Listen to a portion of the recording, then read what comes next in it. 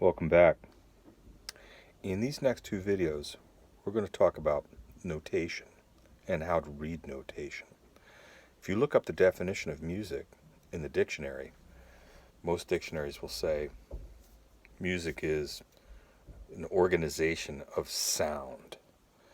So we have all these sounds that we learn, and we learn our note. We first learn our notes on our instrument. So we have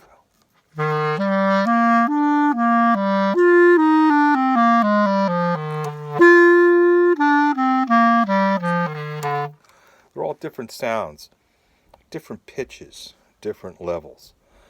We have to kind of organize those sounds in a way where we could tell someone when to play this sound and when to play that sound.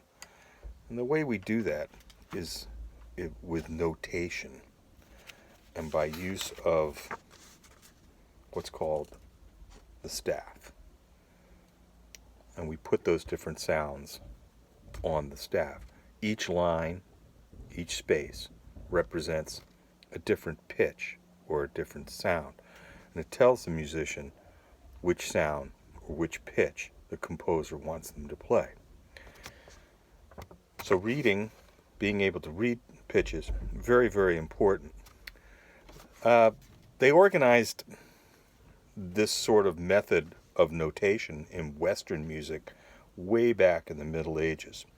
The Greeks, in ancient music, they knew that they had these sounds or pitches, but they organized them a little differently. In Western music, they drew on the knowledge of the ancients and used a little of that, and they came up with a method of expressing how to play different pitches. And from that, we come up with modern notation.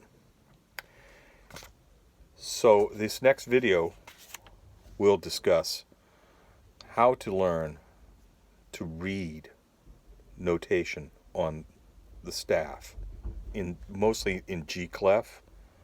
We will talk about bass clef later on, and we'll discuss that. I don't want to confuse anybody right away. But learning your notes and how they relate to your instrument, which fingerings to use for which notes, and how to identify that is really, really important. Writing note names in is the worst thing that you could possibly do. It's a very bad habit. It's one it's really hard to shake. Too many older students of mine are really stuck with that, and it's really hard for them to break away from it.